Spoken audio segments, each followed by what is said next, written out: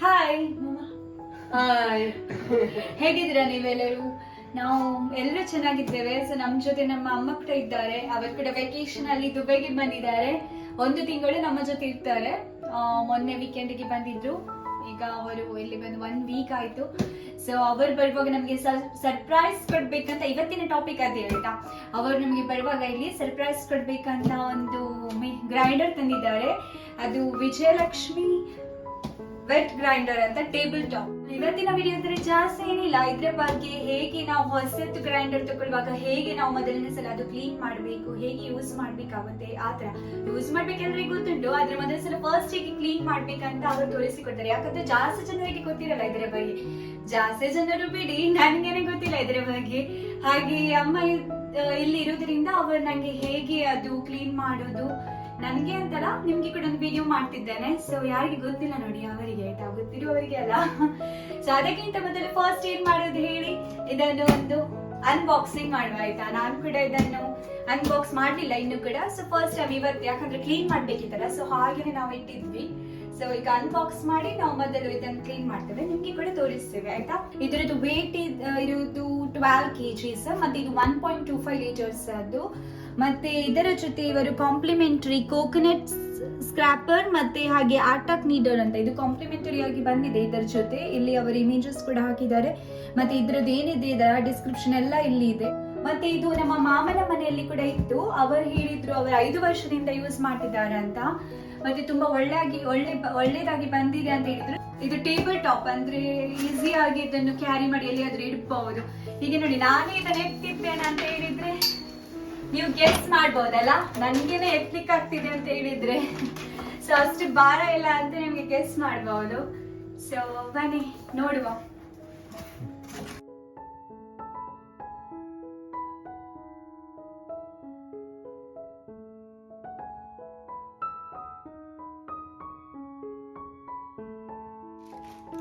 So ಈ ರೀತಿ ನೋಡಿ, ಇಲ್ಲಿ ಕೋಕೋನಟ್ ಸ್ಕ್ರಾಪರ್ ಇದೆ ಒಂದು, ಮತ್ತೆ ಇದು ಆಟ ನೀಡೋಣ ಅಂತೆ. ಚೆನ್ನಾಗಿದೆ ನೋಡಿ, ಸಣ್ಣದು. ಹಾಗೆ ಇಲ್ಲಿ ನೋಡಿ, ನಾನು 12 kg ಗ್ರೈಂಡರ್ ಎತ್ತಿದ್ದೇನೆ. ಫಸ್ಟ್ ಟೈಮ್ ಇಷ್ಟು ಭಾರ ಎತ್ತಿದ್ದು. ಇಲ್ಲಿ ಇಡ್ತೇನೆ. ಇದು ಮೆರೂನ್ ಕಲರ್ ಆಯ್ತು ಗ್ರೈಂಡರ್.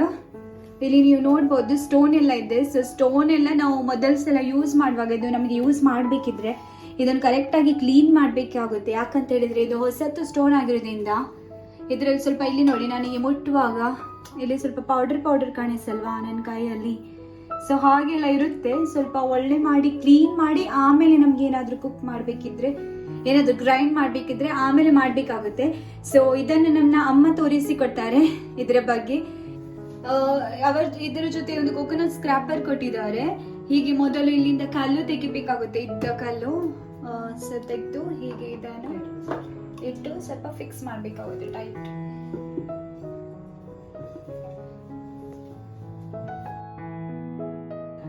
ಅಮ್ಮ ಹೇಳಿದ್ರು ಮೊದಲ ಸಲ ಇದೆಲ್ಲ ಕ್ಲೀನ್ ಎಲ್ಲ ಮಾಡುವಾಗ ರಾಗಿ ಇಲ್ಲದಿದ್ರೆ ಗೋಧಿ ಅದೆಲ್ಲ ತಗೊಂಡು ಸ್ವಲ್ಪ ಕ್ಲೀನ್ ಮಾಡ್ಬೇಕಾಗುತ್ತೆ ಅಂತ. ಸೊ ಇದ್ರ ಬಗ್ಗೆ ನನ್ಗೆ ಜಾಸ್ತಿ ಇದ್ರ ಬಗ್ಗೆ ಅಷ್ಟು ನಾಲೆಜ್ ಇಲ್ಲ. ಸೊ ಅಮ್ಮ ಹೇಳ್ತಾರೆ ನಮ್ಗೆ ಏನಂತ. ಸೊ ಅವರು ಹೇಳಿದ್ರು, ನಾನು ನಮ್ಗೆ ಈ ಕಡೆ ಹೇಳಿ ಕೊಡ್ತಿದ್ದೇನೆ. ಅವರು ಹೇಗೆ ಕ್ಲೀನ್ ಮಾಡುದು ಅದೆಲ್ಲ ಅವರೇ ತೋರಿಸ್ತಾರೆ, ಬನ್ನಿ ನೋಡುವ. ಸೊ ಇಲ್ಲಿ ನಮ್ಮ ಹತ್ರ ರಾಗಿ ಇದೆ, ಗೋಧಿ ಇದೆ. ಸೊ ಅಮ್ಮ ನಾವು ಮೊದಲು ಯಾವ್ದ್ರಿಂದ ಕ್ಲೀನ್ ಮಾಡುದು? ರಾಗಿಯಿಂದ ಮಾಡ್ತಾರೆ ಅಂತೆ. ಎರಡರಲ್ಲಿ ಕೂಡ ಮಾಡ್ಬೇಕಾ? ಎರಡರಲ್ಲಿ ಕೂಡ ಮಾಡ್ಬೋದಂತೆ. ಜಾಸ್ತಿ ರಾಗಿ ಒಳ್ಳೇದಂತ ಹೇಳ್ತಾರೆ. ರಾಗಿ ಇರುವುದು ಹೇಗೆ ಹಾಗೆ ಕರಕರ ಶಬ್ದ ಬರ್ತದೆ. ಸೊ ಫಸ್ಟ್ ರಾಗಿಲಿ ಅವರು ಕ್ಲೀನ್ ಮಾಡ್ತಾರಂತೆ. ಇದೇನು ತೊಳೆಯುವ ಅವಶ್ಯಕತೆ ಇಲ್ಲ, ಯಾಕಂದ್ರೆ ಡೈರೆಕ್ಟ್ ಆಗಿ ನಾವು ಹಾಕಬಹುದು. ಯಾಕಂದ್ರೆ ಇದನ್ನು ಯೂಸ್ ಮಾಡ್ಲಿಕ್ಕೆ ಆಗುದಿಲ್ಲ. ಅದೇ ಯೂಸ್ ಮಾಡ್ಲಿಕ್ಕೆ ಆಗಲ್ಲ, ಯಾಕಂದ್ರೆ ಇದು ಕೂಡ ಹೊಸತ್ತೆ. ನಾವೇನ್ ತೊಳೆದು ಯೂಸ್ ಮಾಡ್ತಿಲ್ಲ ಇದನ್ನು. ಹಾಗಾಗಿ ಹೀಗೆ ಡೈರೆಕ್ಟ್ ಆಗ್ಬೋದು, ತೊಳೆಯುವ ಅವಶ್ಯಕತೆ ಏನು ಇಲ್ಲ.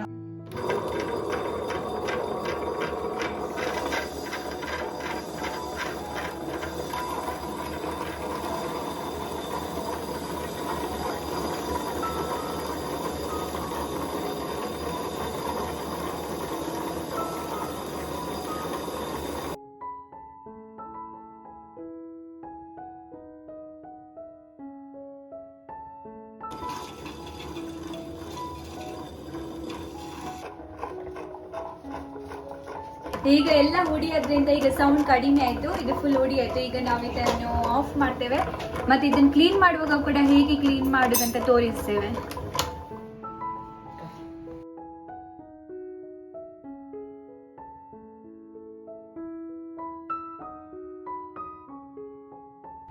ಎಷ್ಟು ಹುಡಿಯಾಗಿದೆ ನೋಡಿ. ಇದನ್ನ ಮಾತ್ರ ಯೂಸ್ ಮಾಡಬೇಡಿ ಫಸ್ಟ್ ಟೈಮ್ ನೀವು ಕ್ಲೀನ್ ಮಾಡುವಾಗ, ರಾಗಿ ಹಾಕಿದ್ದಿಲ್ಲ ಆದ್ರೆ ಗೋಧಿ ಯಾವ್ದಾದ್ರು ಹಾಕ್ತಿರಲ್ಲ ಅದನ್ನ ಯೂಸ್ ಮಾಡಬೇಡಿ. ಯಾಕಂದ್ರೆ ಅದು ಕಲ್ಲು ಕ್ಲೀನ್ ಮಾಡ್ಬೇಕಂತ ನಾವು ಯೂಸ್ ಮಾಡೋದಲ್ಲ, ಹಾಗಾಗಿ ಅದು ನಾವು ತಿಂಡಿಕ್ಕೆಲ್ಲ ಉಪಯೋಗಿಸಬಾರ್ದು.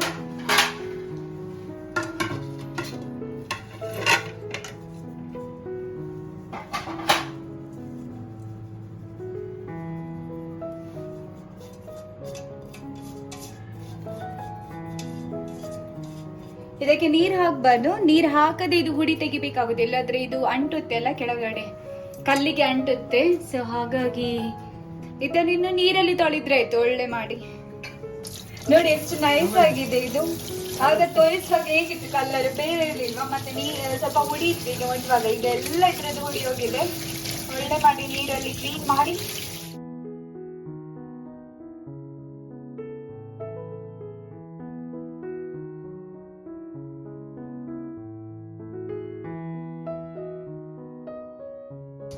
ಈ ರೀತಿ ನೀರಲ್ಲೇ ತೊಳೆದು ಒಣಗಿಸಿ ಇಟ್ರೆ ಆಯ್ತು.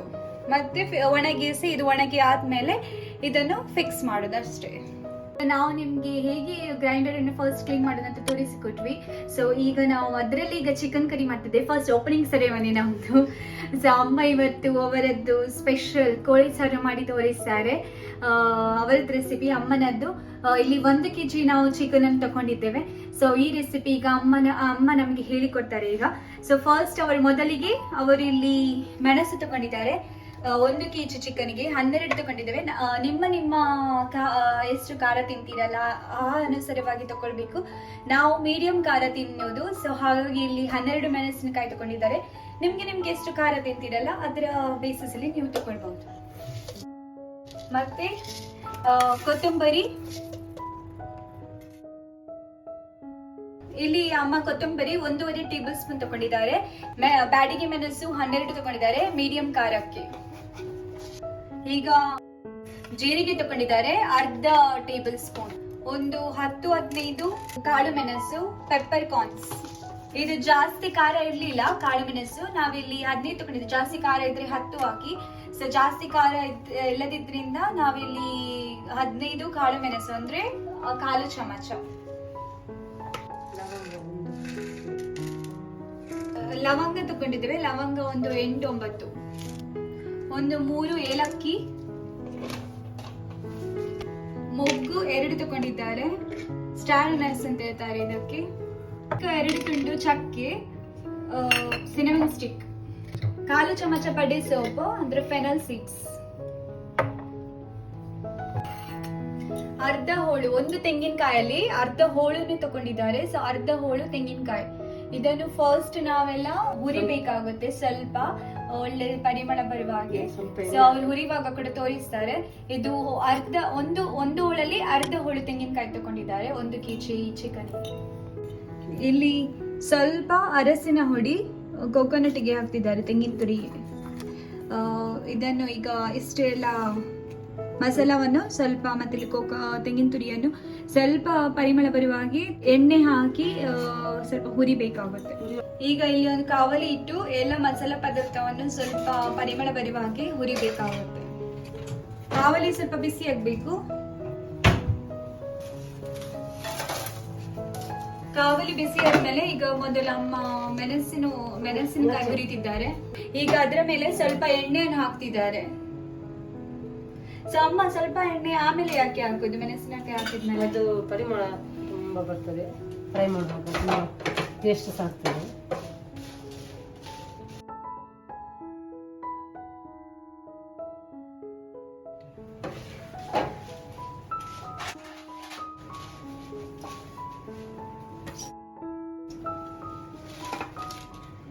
ಇದನ್ನೆಲ್ಲ ಒಟ್ಟಿಗೆ ಹಾಕ್ತಿದ್ದಾರೆ ಅಮ್ಮ. ಬೇರೆ ಮಸಾಲ ಪದಾರ್ಥವನ್ನು ಒಟ್ಟಿಗೆ ಹುರಿಬಹುದು ಇದನ್ನು. ಈಗ ಇದು ಸ್ವಲ್ಪ ಹುರಿದ್ರೆ ಸಾಕು, ಸ್ವಲ್ಪ ಒಳ್ಳೆ ಪರಿಮಳ ಬರಲಿಕ್ಕೋಸ್ಕರ ಅಷ್ಟೇ. ಈಗ ಮೆಣಸಿನಕಾಯಿ ಕೂಡ ಇಲ್ಲಿ ನೀವು ನೋಡ್ಬೋದು, ಅಷ್ಟೇ ನೋಡಿರಲಿಲ್ಲ, ಸ್ವಲ್ಪ ಪರಿಮಳ ಬರುವ ಹಾಗೆ.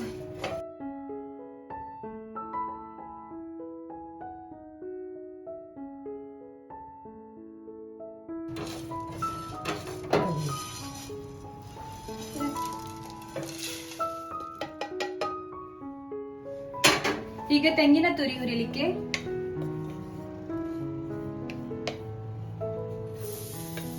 ಅದಕ್ಕೆ ಅರಸಿನ ಹುಡಿ ಹಾಕಿದ್ದು ಎಲ್ಲ ಮಿಕ್ಸ್ ಮಾಡಿ ಒಳ್ಳೆ ಮಾಡಿ ಹುರಿಬೇಕಾಗುತ್ತೆ. ಜಾಸ್ತಿ ಹುರಿಬೇಕಂತ ಇಲ್ಲ, ಸ್ವಲ್ಪ ಕಲರ್ ಚೇಂಜ್ ಆದ್ರೆ ಸಾಕು ಅಲ್ಲ ಅಮ್ಮ?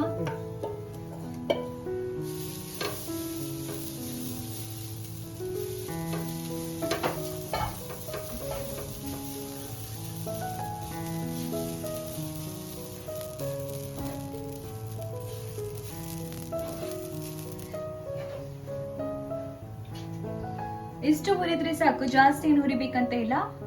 ಈಗ ಗ್ಯಾಸ್ ಆಫ್ ಮಾಡಿ ತೆಗೆಯುವುದು. ಖಾಲಿ ಇಷ್ಟೇ ಅಲ್ಲ, ಇದಕ್ಕೆ ಬೇರೆ ಅಮ್ಮ ಹೇಳ್ತಾರೆ ನೀರುಳ್ಳಿ ಮತ್ತೆ ಬೆಳ್ಳುಳ್ಳಿ ಅಲ್ಲ, ಫ್ರೈ ಮಾಡ್ಬೇಕು. ಅದನ್ನು ಕೂಡ ಫ್ರೈಡ್ ಮಾಡಿ ಇದಕ್ಕೆ ಹಾಕ್ಬೇಕಾಗುತ್ತೆ. ಅದು ನೆಕ್ಸ್ಟ್ ನಾವು ತೋರಿಸ್ತೇನೆ. ಇಲ್ಲಿ ಒಂದು ನೀರುಳ್ಳಿ ಮತ್ತೆ 2 ಬೆಳ್ಳುಳ್ಳಿ ತಗೊಂಡಿದ್ದಾರೆ. ಬೆಳ್ಳುಳ್ಳಿ ಸ್ವಲ್ಪ ದಪ್ಪ ಆದ್ರಿಂದ 2, ತುಂಬಾ ಸಣ್ಣದಿದ್ರೆ ಒಂದು 4-5 ಹಾಕಿ ಇದನ್ನು ಕಟ್ ಮಾಡಿ ಹುರಿದು ಆಮೇಲೆ ಮಸಾಲ ಜೊತೆ ಮಸಾಲ ಗ್ರೈಂಡ್ ಮಾಡ್ಬೇಕಾಗುತ್ತೆ. ಈಗ ಇಲ್ಲಿ ಕಟ್ ಮಾಡಿ ಆಗಿದೆ, ಇದನ್ನು ಸ್ವಲ್ಪ ಹುರಿಬೇಕಾಗುತ್ತೆ ಕಂದು ಬಣ್ಣಕ್ಕೆ ಬರುವ ಹಾಗೆ.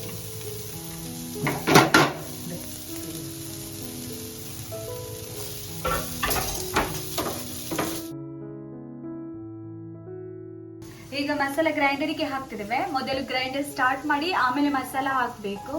ಸೊ ಮೊದಲು ಗ್ರೈಂಡರ್ ಸ್ಟಾರ್ಟ್ ಮಾಡಿ ಈಗ ಮಸಾಲ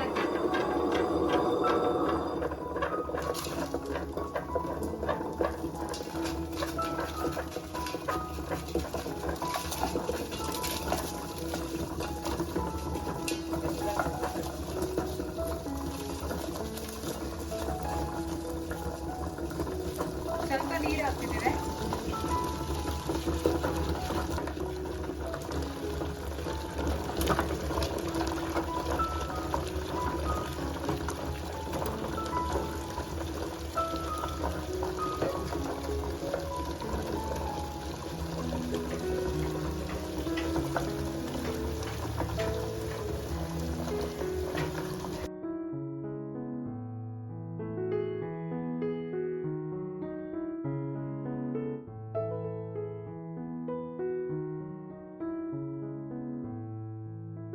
ಇಲ್ಲಿ ಅಮ್ಮ ಸ್ವಲ್ಪ ಹುಳಿ ತಗೊಂಡಿದ್ದಾರೆ. ಕೆಲವರಿಗೆ ಅದು ಇಷ್ಟ ಇರಲ್ಲ, ಆದ್ರೆ ನಮಗೆ ಸ್ವಲ್ಪ ಹುಳಿ ಮತ್ತೆ ಸ್ವಲ್ಪ ಲೈಟ್ ಖಾರ ಇಷ್ಟ. ಸೊ ಹಾಗಾಗಿ ಸ್ವಲ್ಪ ಹುಳಿ ತಗೊಂಡಿದ್ದಾರೆ. ಈಗ ಸ್ವಲ್ಪ ನೀರೆಲ್ಲ ಹಾಕಿ ಇಡುದು ಅದನ್ನು. ಇಷ್ಟು ಸ್ವಲ್ಪ ಫ್ರೈ ಆದ್ರೆ ಸಾಕು. ಈಗ ಸ್ವಲ್ಪ ಸ್ವಲ್ಪ ಕಂದು ಕಾಣ್ತಿದೆ ಅಲ್ಲ, ಇಷ್ಟು ಫ್ರೈ ಆದ್ರೆ ಸಾಕು. ಇದರಲ್ಲಿ ಮಸಾಲ ಗ್ರೈಂಡ್ ಆಗ್ತಿದೆಲ್ಲ ಅದಕ್ಕೆ ಹಾಕೋದು. ಸ್ವಲ್ಪ ತಣ್ಣಗಾಗ್ಲಿಕ್ಕೆ ಇಡಬೇಕಾಗುತ್ತೆ, ಡೈರೆಕ್ಟ್ ಬಿಸಿ ಬಿಸಿ ಹಾಕೋದಲ್ಲ. ಸ್ವಲ್ಪ ತಣ್ಣಗಾದ್ಮೇಲೆ ಅದನ್ನು ಮಸಾಲ ಗ್ರೈಂಡ್ ಮಾಡ್ಲಿಕ್ಕೆ ಇಟ್ಟಿದ್ದಾರೆ, ಅದಕ್ಕೆ ಹಾಕೋದು. ಈ ತರ ಸಪರೇಟ್ ಏನು ಹಾಕ್ಬೇಕಂತ ಏನಿಲ್ಲ, ಒಟ್ಟಿಗೆ ಕೂಡ ಹಾಕ್ಬಹುದು. ಯಾಕಂತ ಹೇಳಿದ್ರೆ ಇದು ಈಗ ಫ್ರೈ ಮಾಡಿದ್ದು, ಹಾಗಾಗಿ ನಾವು ಸಪರೇಟ್ ಹಾಕ್ತಿದ್ದೇವೆ. ಇಲ್ಲಾದ್ರೆ ಇದು ಕೂಡ ಸಪರೇಟ್ ಫ್ರೈ ಮಾಡಿ ಮಸಾಲೆ ಎಲ್ಲ ಹಾಕುವಾಗ ಅದ್ರ ಜೊತೆ ಹಾಕಿ ಒಟ್ಟಿಗೆ ಮಿಕ್ಸ್ ಗ್ರೈಂಡ್ ಮಾಡ್ಲಿಕ್ಕೆ ಇಟ್ಟಿದ್ರೆ ಆಯ್ತು. ಈಗ ಈರುಳ್ಳಿ ಮತ್ತು ಬೆಳ್ಳುಳ್ಳಿ ಹುರಿದಿಟ್ಟು ಈಗ ತಣ್ಣಗಾಗಿದೆ. ಇದನ್ನ ಈಗ ಕಡಿಯುವ ಮಸಾಲಕ್ಕೆ ಹಾಕಿದ್ರೆ ಆಯ್ತು. ಇಲ್ಲಿ 2 ಟೊಮ್ಯಾಟೊ ಮತ್ತೆ 1 ನೀರುಳ್ಳಿ ಮತ್ತೆ ಸ್ವಲ್ಪ ಕೊತ್ತಂಬರಿ ಸೊಪ್ಪು ಮತ್ತೆ ಒಂದು 2 ಎಸಳು ಕರಿಬೇವು ಸೊಪ್ಪು ತಗೊಂಡಿದ್ದೇವೆ.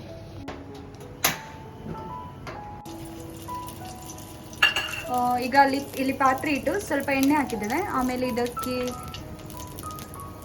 ನೀರುಳ್ಳಿ ಮತ್ತೆ ಸ್ವಲ್ಪ ಕರಿಬೇವು ಸೊಪ್ಪು ಮತ್ತೆ ಟೊಮ್ಯಾಟೊ ಹಾಕಿ ಹುರಿಬೇಕು. ಆಮೇಲೆ ಚಿಕನ್ ಹಾಕ್ಬೋದು.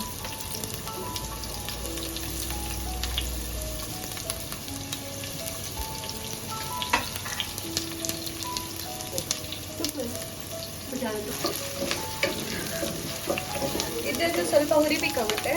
ಇದು ಹುರಿದಾದ್ಮೇಲೆ ಟೊಮ್ಯಾಟೊ ಹಾಕಬೇಕು.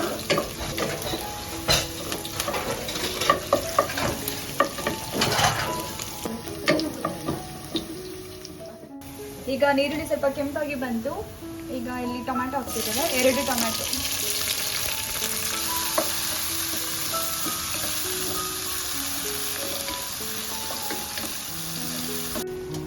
ಈಗ ಇಲ್ಲಿ ಟೊಮ್ಯಾಟೊ ಹುರಿದಾಯ್ತು, ಚಿಕನ್ ಮಿಕ್ಸ್ ಮಾಡ್ತಿದ್ದೇವೆ.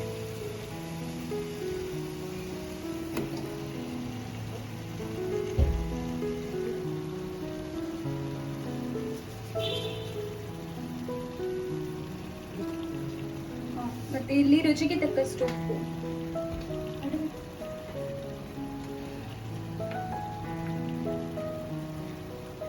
ಮತ್ತೆ ಸ್ವಲ್ಪ ಅರಸಿನ ಹುಡಿ ಹಾಕಿ ಮಿಕ್ಸ್ ಮಾಡಬೇಕು. ಇದು ಇಲ್ಲೇ ಬೇಯಬೇಕು. ಇದರಲ್ಲಿ ಇದು ಬೇಯ್ದಾದ್ಮೇಲೆ ನಾವು ಮಸಾಲ ಮಾಡಿದ್ದೇವಲ್ಲ ಅದು ಹಾಕ್ಲಿಕ್ಕೆ ಉಂಟು. ಇದು ಫಸ್ಟ್ ಒಳ್ಳೆಯಾಗಿ ಬೇಯಬೇಕು.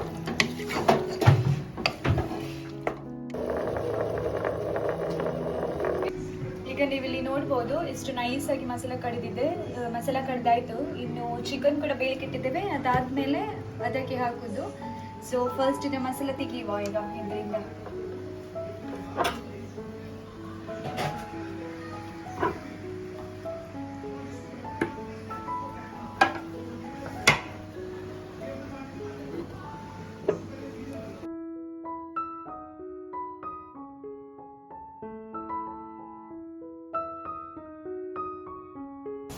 ಆಗ ನೋಡಿ ನಾವು ಹುಳಿ ನೀರೆಲ್ಲ ಹಾಕಿಟ್ಟಿದ್ದಲ್ಲ ಅದು ಈಗ ಹಾಕಿದ್ದಾರೆ ಅಮ್ಮ.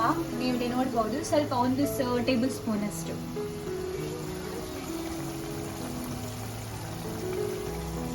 ಸ್ವಲ್ಪ ಟೇಸ್ಟಿಗೆ ಅದು ಒಳ್ಳೆ ಚಿಕನ್ಗೆ ಒಳ್ಳೆ ಟೇಸ್ಟ್ ಬರುತ್ತೆ. ಇಲ್ಲದ ಕೆಲವರು ಹಾಕಲ್ಲ, ಅದಕ್ಕೆ ನಮಗೆ ಸ್ವಲ್ಪ ಹುಳಿ ಮತ್ತೆ ಸ್ವಲ್ಪ ಲೈಟ್ ಖಾರ ಇಷ್ಟ. ಈಗ ಇದಕ್ಕೆ ನಾವು ತೆಗೆದ ಮಸಾಲ ಮಿಕ್ಸ್ ಮಾಡೋದು.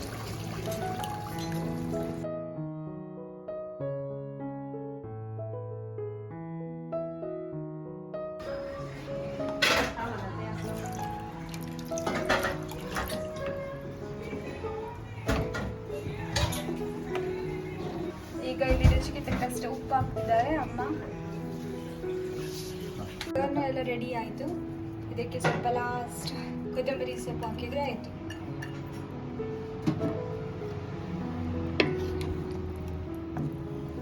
ಚಿಕನ್ ಕರಿ ರೆಡಿ ಆಗಿದೆ ಅಮ್ಮನದ್ದು. ಇದನ್ನು ಇನ್ನು ರೊಟ್ಟಿ ಜೊತೆ ತಿಂದರೆ ಇನ್ನು ಕೂಡ ಸ್ಪೆಷಲ್ ಕೋರಿ ರೊಟ್ಟಿ, ಮ್ಯಾಂಗ್ಳೂರ್ ಸ್ಟೈಲ್ ಅದು.